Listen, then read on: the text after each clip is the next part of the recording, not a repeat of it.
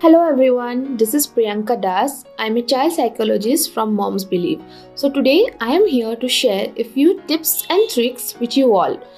So I've often seen parents being concerned that their child is not able to follow one-step instructions. So today I'm here to help you out with that.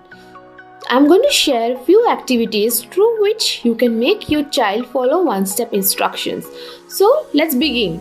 So the first activity that we can do with your child is play Simon Says. So most of us might know what Simon Says is, right?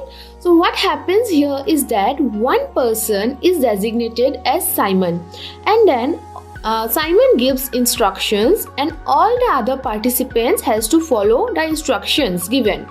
So for example, Simon says touch your nose.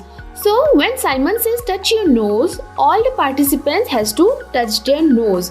So here we are indirectly focusing on two aspects. First, the child is able to follow one-step instructions. Second, the child is able to identify body parts, right? So in this way, we can make the child follow one-step instructions.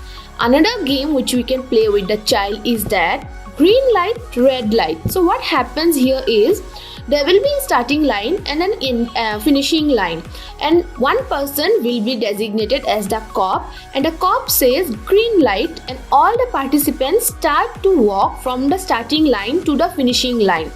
In the middle, the cop gives instructions like red light and all the participants has to stop walking.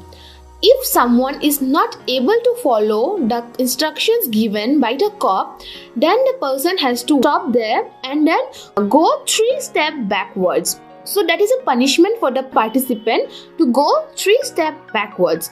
So the game gets over once all the participants reaches from the starting point to the finishing point.